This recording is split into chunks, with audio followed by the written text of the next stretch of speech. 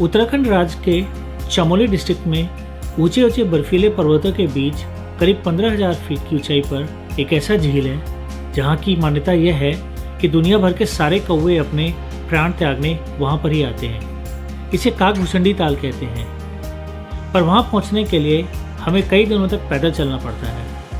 रास्ते में मिलते हैं जंगली जानवरों से भरे घने जंगल, अत्यंत खूबसूरत बुग्याल, भूस्खलन प्रभावित क्षेत्र, ग्लेशियर और मोरेन, भीषण चढ़ाई, बड़े बड़े चट्टान और ऐसा मौसम जो कि मिनटों में ही बदल जाता है। यह वीडियो मेरी उसी बेहद ही खूबसूरत यात्रा को दर्शाती है। यह यात्रा दिल्ली से बद्रीनाथ रूट में गोविंद घाट से चालू होती है। वहां पहुंचने के लिए हमें दिल्ली से हरिद्वार, श्रीनगर, रुद्रप्रयाग और जोशीमठ होते हुए गोविंद घाट पहुंचना होता है। हम लोग हरिद्वार से सुबह काफ़ी जल्दी निकल गए थे। हमारा शाम तक गोविंद घाट पहुंचने का प्लान था। ऐसा कई वर्षों के बाद हुआ था कि यात्रा के शुरुआत में मुझे मौसम साफ मिले।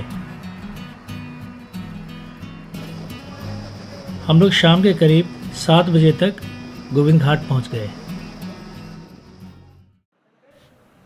अगले दिन की शुरुआत साफ मौसम के साथ हुई। रात में सड़क के किनारे ही एक नए बनते होटल में रुकने की जगह मिल गई थी।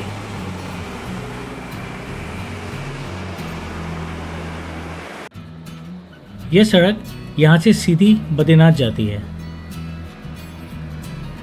यह सामने का रास्ता हेमकुंड साहिब की तरफ जाता है। हमें आज यही रास्ता लेना था। हमने एक जीप बुक कर ली थी जो कि हमें वहाँ से कोई 4 किलोमीटर आगे पुलना नाम के गांव में छोड़ने वाली थी।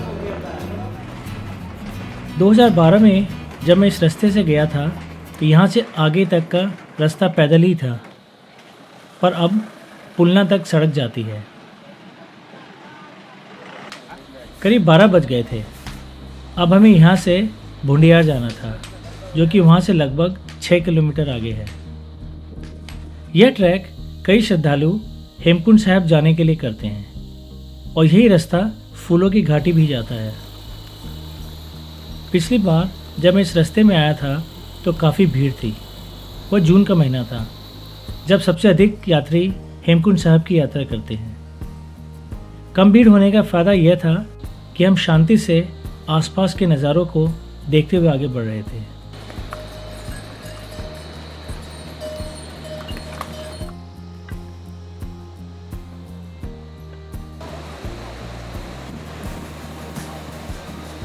हेमकुंड साहिब की यात्रा आसान नहीं है। आगे गोविंदधाम से गुरुद्वारे तक बेहद खड़ी चढ़ाई है। काफ़ी अच्छा लगता है लोगों के ऐसे कठिन यात्रा करने के दृढ़ निश्चय को देखकर, खास तौर से अगर वह बुजुर्ग हो।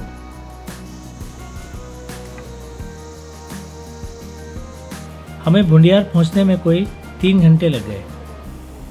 भुंडियार पिछली बार से मुझे काफ़ी अलग सा दिखा।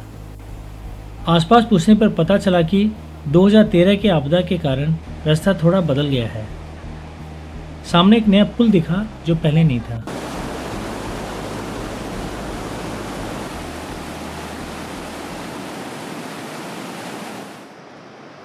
करीब 4:30 बजे तक वहाँ सब लोग पहुँच गए थे और अब हमारी असली ट्रैक वहाँ से चालू हुई।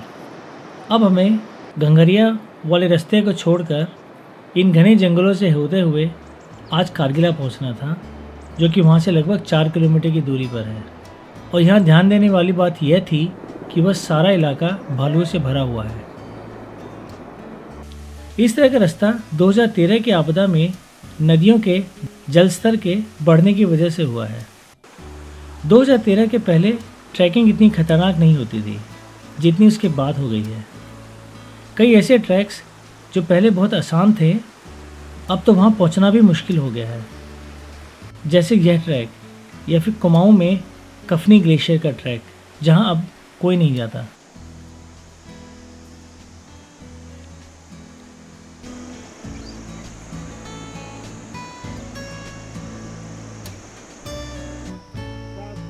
कोई 2 किलोमीटर चलने के बाद हमें नदी के किनारे एक टिन शेड नज़र आया। वो कह रहे हैं कि पहले लगा कि शायद यही कारगिला है, पर भगत सिंह जी ने बताया कि हमें अभी कुछ और आगे जाना था। कारगिला में आता है ये भी। अब हम जंगलों से नीचे उतरकर नदी के साथ साथ चलने लगे थे। यह नदी कनकुल गंगा के नाम से जानी जाती है। इसका पानी नीचे भुंडियार में जाकर लक्ष्मण गंगा से मिल जाता है।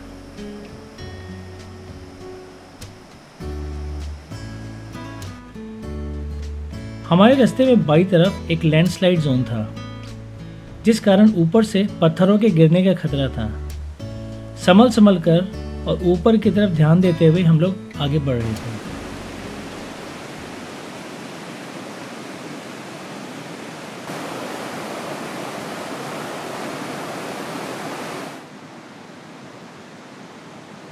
पहाड़ों में अंधेरा अचानक से ही हो जाता है। अब तक तो रोशनी थी, पर सूरज जैसे ही पहाड़ के पीछे गया, अचानक रोशनी खत्म हो गई। कोई 1 किलोमीटर नदी के साथ साथ चलने के बाद हम लोग ऊपर की तरफ जंगलों में फिर से चलने लगे। कोई आधे किलोमीटर तक हम लोग टॉर्च की रोशनी के साथ चलते रहे और फिर कारगिला पहुंच गए, जो कि आज हमारे रुकने का स्थान था। वहाँ पे फॉरेस्ट डिपार्टमेंट का एक पक्का कमरा बना हुआ था। हमने उसमें रुकने का फैसला किया। आज हमने कोई 10 किलोमीटर के करीब यात्रा की थी। अब हम थक गए थे और फिर भूख भी लग रही थी, इसलिए बिना समय गंवाए हम लोग खाने पीने की तैयारी करने लगे। खाने के बाद कुछ देर गपशप करके हम लोग कोई 9 बजे के आसपास सो गए। क्योंकि इस बार हम लोग अगले 5 से 6 दिनों के मौसम का अनुमान देख कर आए थे, इसलिए इस बात से हैरानी नहीं हुई कि अगली सुबह हमारी नींद साफ मौसम के साथ खुली। चूंकि रात में जब हम पहुंचे थे तब अंधेरा हो चुका था, इसलिए यह पता नहीं चला कि वह स्थान कैसा था। अब रोशनी में उस जगह को ढंग से देखने का मौका मिला। वाह, क्या मनमोहक जगह थी वह। चारों तरफ फूल ही फूल खिले हुए थे और हमारे पीछे नजर आ रहा था हाथी पर्वत।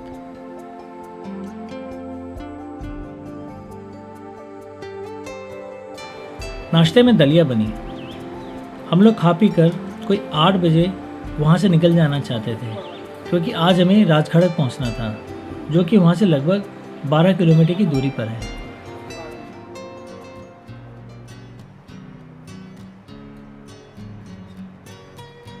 जंगल घना था, पर सुबह सुबह इतने सुहाने मौसम में चलने में गजब का मज़ा आ रहा था। ऐसे ही ट्रैक करने हम लोग वहाँ आते हैं।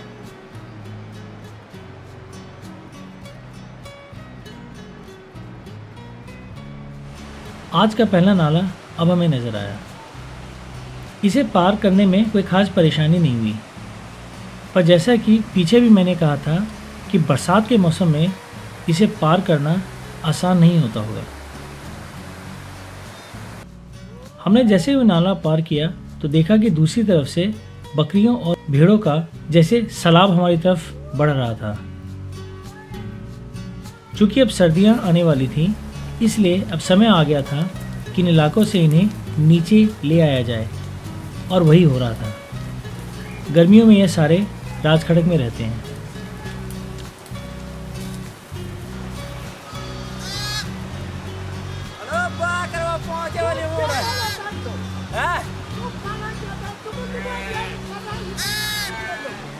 अरे खाना क्या खाए हम जागा जागा का यार।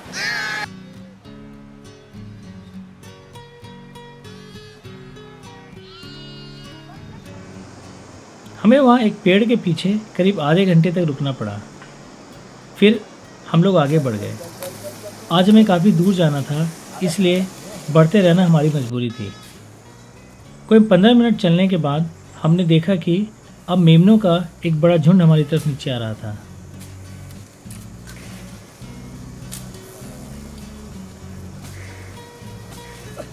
चरवाहे मेमनों को बिना नुकसान पहुंचाए कैसे संभालते हैं, ये देखने वाली चीज़ है।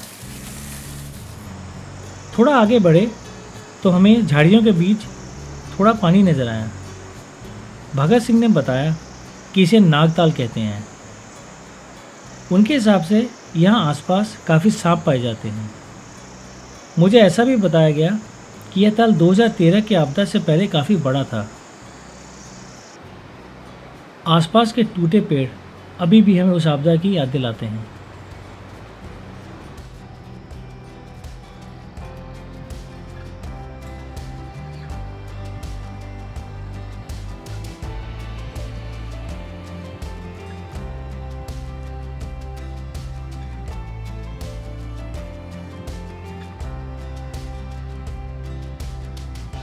रह रहकर हाथी पर्वत के दर्शन होते रहते थे।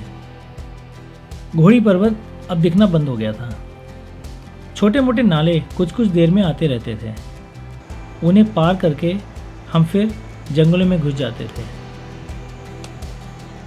हमारे दाहिनी तरफ कनकुल गंगा अभी भी बह रही थी, जिस कारण पानी का शोर हम लोग पूरे रास्ते सुनते रहे।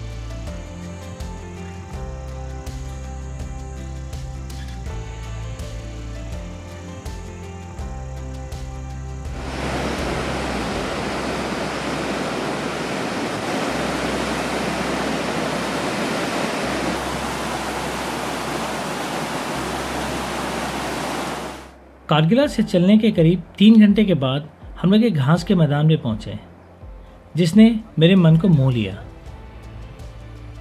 इस स्थान का नाम था समरतोली। सामने बर्फ से ढके हिमालय के पर्वत, दाहिनी तरफ बहती नदी, बाईं तरफ ऊंचे ऊंचे पहाड़, पीछे घने जंगल और बीच में हरे घास का मैदान। मैंने झटी वहां कुछ देर बिताने का फैसला किया।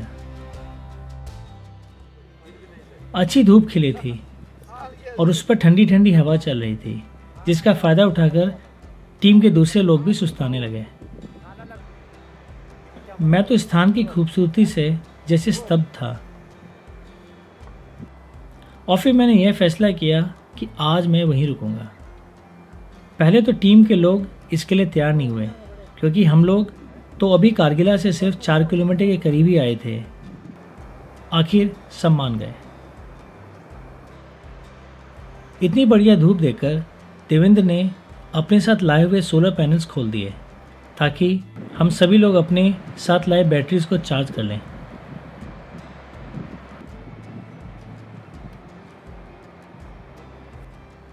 अब चूंकि हमें वहाँ रुकना ही था, तो सोचा कि टेंट बिछा लिया जाए। इस तरह के ऊंचे ऊंचे एवं नुकीले पहाड़ मुझे Lord of the rings movie की याद दिला रहे थे।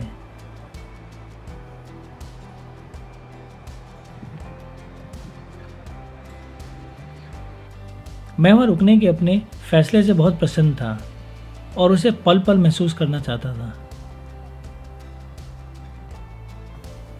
और अब समय था गपशप करते हुए वहां के वातावरण में रम जाना, और वही हम लोग करते रहे।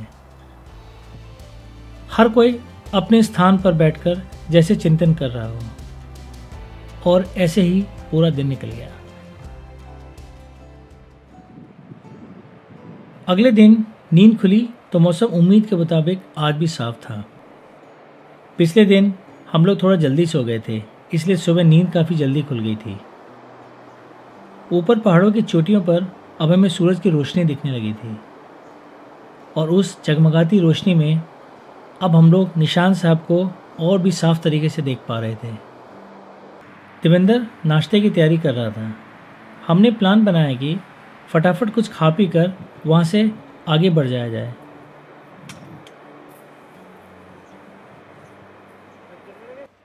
थोड़ी देर में धूप निकल आई। हम लोगों ने धूप के गर्माहट में फटाफट नाश्ता किया और अपना सामान पैक करने लगे।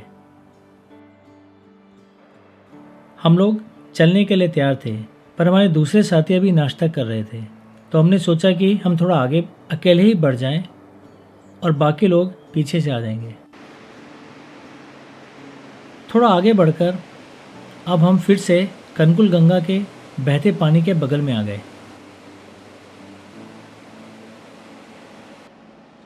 वहाँ से हमें समरतोली का वह मैदान जहाँ हम लोग रात में रुके थे वह पूरा नजर आया। उन पहाड़ों के पीछे ऊपर की तरफ हेमकुंड साहब का गुरुद्वारा है। अब हम लोग आगे बढ़ने लगे। दोबारा से जंगल का इलाका चालू हो गया। अब तक भगत सिंह जी भी हमारे साथ आ चुके थे।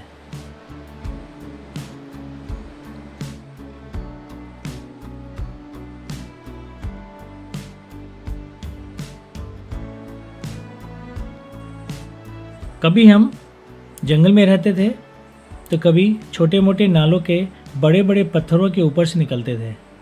यह सिलसिला चलता रहता था। पीछे के मुकाबले अब यहाँ का जंगल थोड़ा अलग था, क्योंकि यहाँ सिर्फ भोजपत्र के वृक्ष नजर आ रहे थे, बड़े बड़े और विशाल वृक्ष।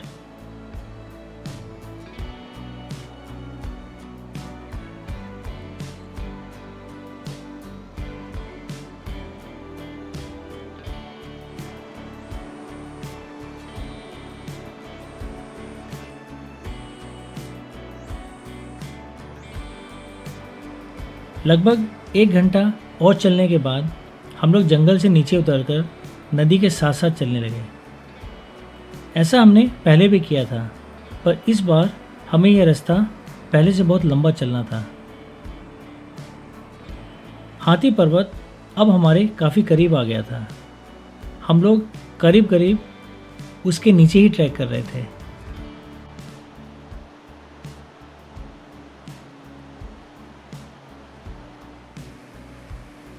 मुझे बताया गया कि बगल के इस इलाके को डांग खड़ा कहते हैं और कुछ लोग रात में वहाँ भी रुकते हैं।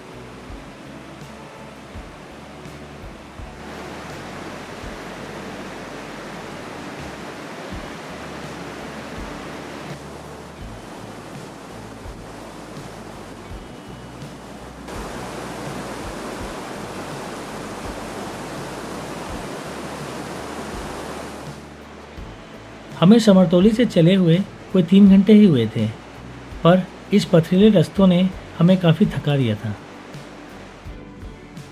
कुछ देर सुस्ताने के बाद अब हम लोग आगे बढ़ गए। अब हमें आगे हाथी ग्लेशियर पार करना था, पर वहाँ पहुँचने से पहले हमें इस रूट में अब तक के सबसे बड़े लैंडस्लाइड जोन से निकलना था।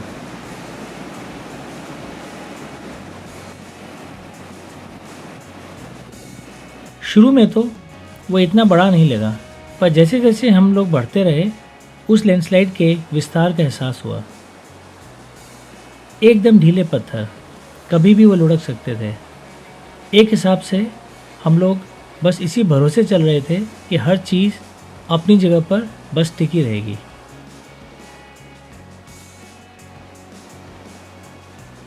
अब हम लोग हाथी पर्वत के ठीक नीचे आ गए थे। अब तो हमें ग्लेशियर के ऊपर इस मोरेन को पार करना था, पर सावधानी से, क्योंकि यहाँ फिसलने की कीमत बहुत महंगी पड़ती है।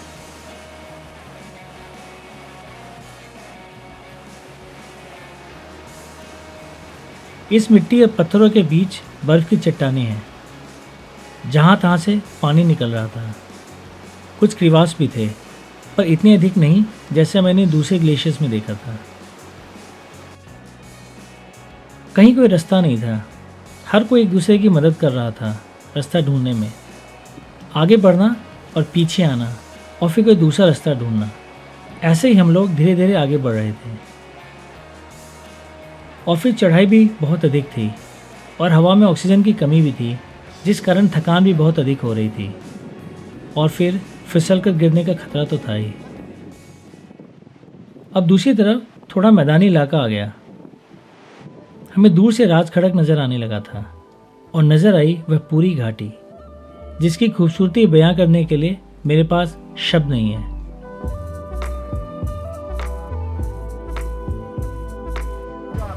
कुछ देर चलने के बाद हम लोग बैठकर बर्फ से ढके उन पर्वतों को निहारने लगे। उसी हाथी पर्वत को हम लोग जोशीमठ से देखते हैं और अब हम लोग ठीक उसके नीचे थे।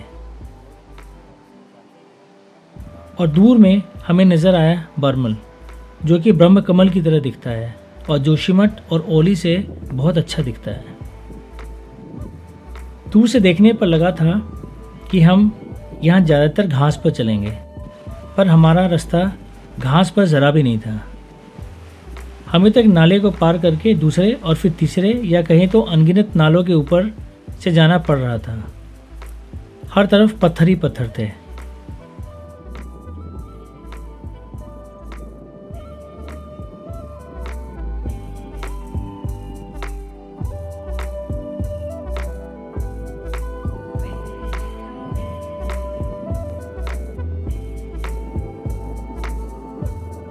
बर्मल पर्वत के दाहिनी तरफ एक विशाल बर्फ से ढका हुआ पहाड़ था। मुझे बताया गया कि यह काकभुसुंडी पर्वत है, पर हमें वहाँ नहीं जाना था। हमें तो काकभुसुंडी ताल जाना था, जो कि उससे काफ़ी पहले दाहिनी तरफ है।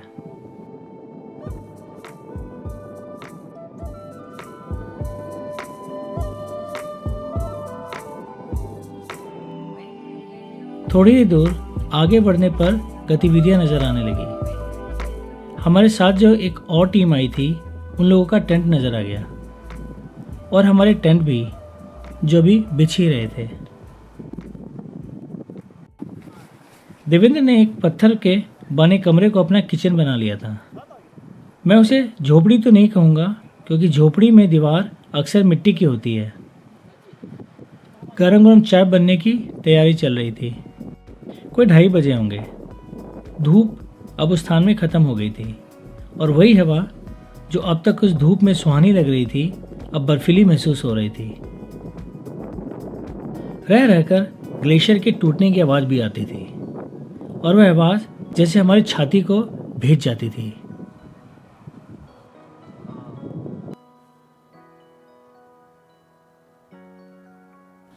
ऑक्सीमीटर हमारे ट्रैक में एक बड़े काम की चीज़ होती है। इससे यह पता चलता है कि हमारे शरीर में पर्याप्त मात्रा में ऑक्सीजन मिल रही है कि नहीं।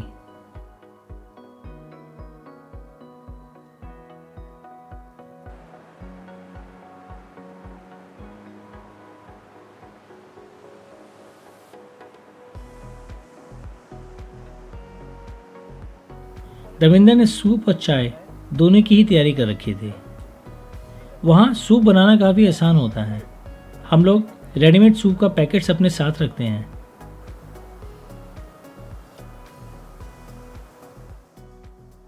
शाम हो रही थी और सूरज करीब करीब पूरा ढल चुका था।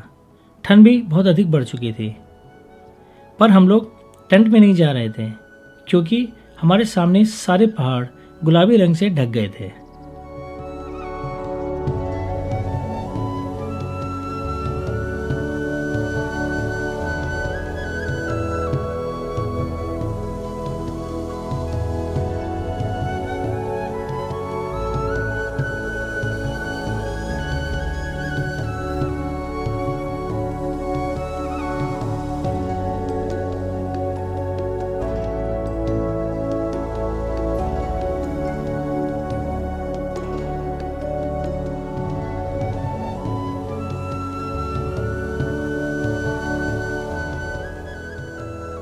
हम लोग मंत्रमुग्ध होकर यह दृश्य देखते रहे और अंधेरा होते ही खा पी कर जल्दी सो गए, क्योंकि अगला दिन बहुत लंबा होने वाला था। अगले दिन सुबह हम लोग हल्का नाश्ता करके कोई 6 बजे के आसपास ही आगे बढ़ गए। आज हमारा प्लान काकभुसुंडी ताल पहुंचकर वापस नीचे आ जाने का था। वह इसलिए क्योंकि मौसम ख़राब हो रहा था और हम ये नहीं चाहते थे कि हम वहाँ ऐसे मौसम में रात बिताएं।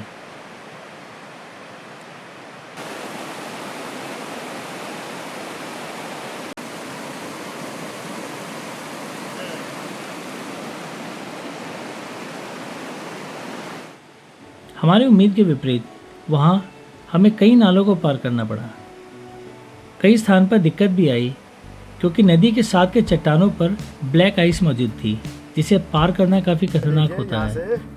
वो नाले से, वो जाल से ऊपर बोल्डर है। मेरे हिसाब से भगत सिंह ने यह रास्ता गलत लिया था, जिसमें हमें ज़रूरत से ज़्यादा मेहनत करनी पड़ रही थी।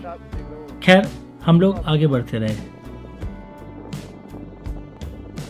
हमें यहाँ से अब बिल्कुल खड़ी चढ़ाई करनी थी।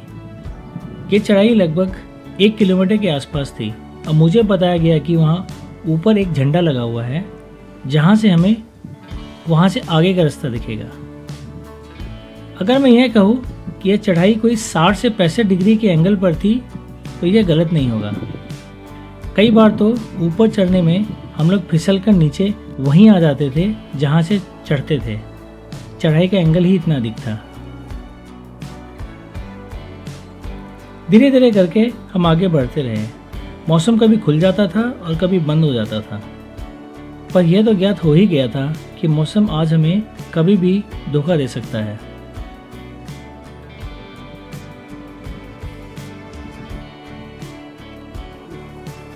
मैं ऊपर चढ़ते वक्त इस ताल के महत्व के बारे में सोच रहा था। मुझे बताया गया कि हमारे शास्त्रों के अनुसार काकभूषुंडी एक ऋषि का नाम था और कहते हैं कि उन्होंने भगवान शंकर को रामायण की कथा पार्वती जी को सुनाते हुए सुन लिया था। वह कौवे के रूप में थे और फिर वही कथा उन्होंने अपने शिष्यों को सुनाई और फिर वह कथा वाल्मीकि जी तक पहुंची, जिसके बाद उन्होंने रामायण लिखी। फिर मैंने यह भी सुना है कि गरुड़ जी को श्री राम जी के विष्णु जी के अवतार होने पर शंका होने लगी थी, तो उन्हें अपनी शंका दूर करने के लिए भगवान शंकर ने उन्हें काकभूषुंडी ऋषि के पास भेजा, जिन्होंने उनकी शंका इसी स्थान पर दूर की थी। काकभूषुंडी ताल के बारे में ऐसा भी कहते हैं कि दुनिया भर के सारे कौवे अपने प्राण त्यागने यहाँ पर ही आते हैं। यह साहब ये यहाँ पे झंडा लगा है, यहाँ से 1 किलोमीटर पे कनकोल पास, ठीक है साहब। वहाँ से नीचे उतराई डाउन है, 1 किलोमीटर नीचे उतरना है काकभूषुंडी ताल। राज करें यहाँ से 4 किलोमीटर डाउन।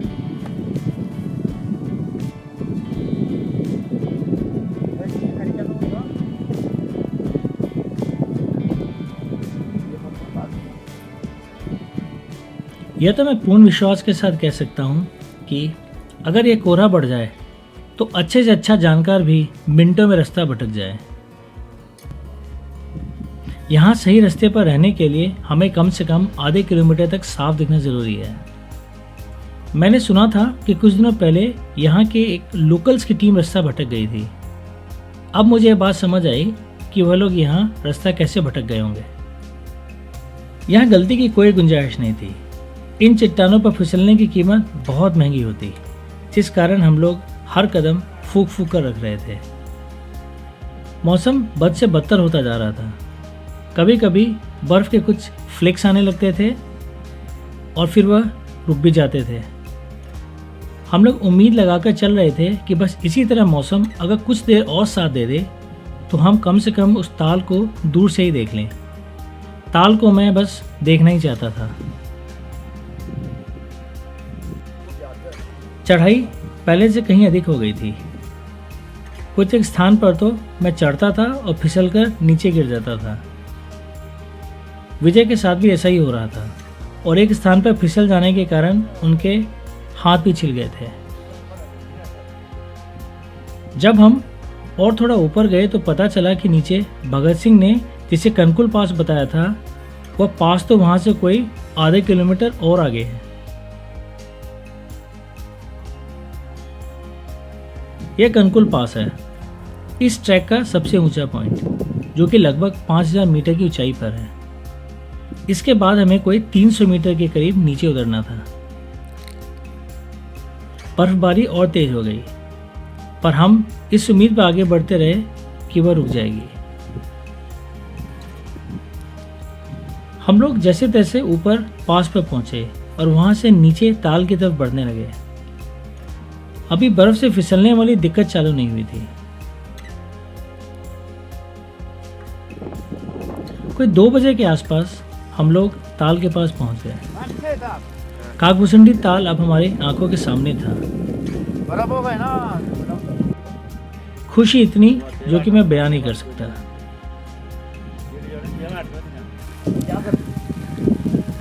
मौसम ने कर दिया साहब, क्या कर सकते हैं। हाँ।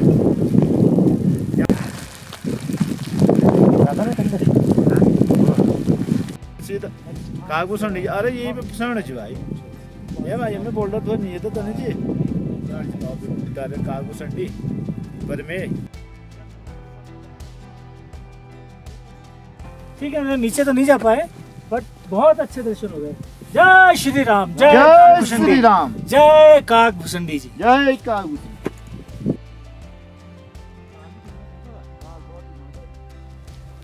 हम लोग वहाँ कोई 15 मिनट रुके। बर्फीली आंधी पहले से और तेज हो गई। हम लोग उस ऊंचाई पर जितना संभव था उतनी तेजी से वापस लौटने लगे। पत्थरों पर बर्फ पड़ी हो तो ऊपर चढ़ने में उतनी दिक्कत नहीं होती जितनी नीचे उतरने में आती है। कनकुल पास से राजखड़क वाले हिस्से में हमारे उतरने का ऐसा तजुर्बा रहा जो कि हम में से कोई भी व्यक्ति सारी ज़िंदगी नहीं भूलेगा। अगले दिन की शुरुआत बेहद चटकीले धूप के साथ हुई। हमें नीचे आते आते रात के कोई 9 बज गए थे। कई बार हम लोग रास्ता भटके, कई जगह पर फिसल कर गिरे और काफ़ी चोट भी आई। कई स्थान पर तो यह जानलेवा भी हो सकती थी। पर खुशी इस बात की थी कि हमें ताल के दर्शन हो गए, नहीं तो हालात ऐसे थे कि हमें खाली हाथ ही वापस आना पड़ता, वो भी हाथ पैर तुड़वा कर। खैर, अंत भला तो सब भला। अब हमें आज वापस लौटने की तैयारी करनी थी।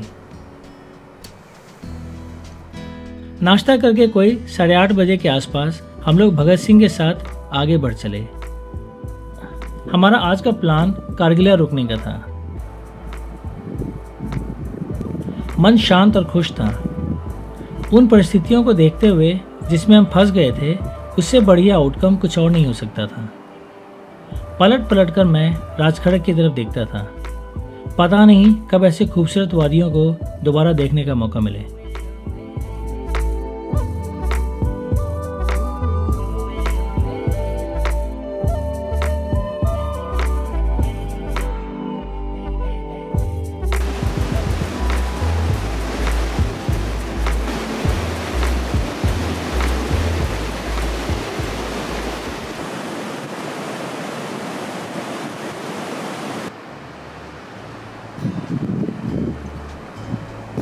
थोड़ी देर के बाद हम लोग जंगल में फिर घुस गए।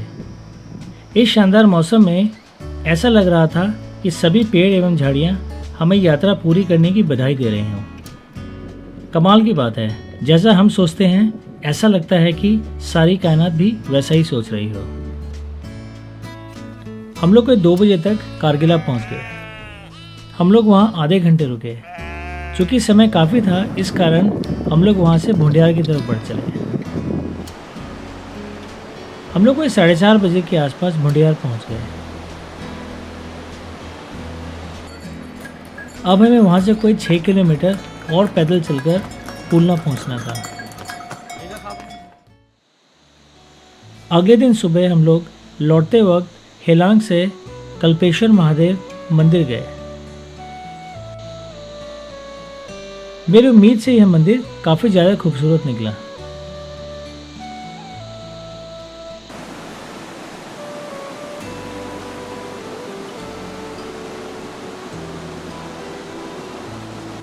मंदिर के बगल में ही एक बहुत ऊंचा झरना है और उसके ठीक नीचे बहती नदी।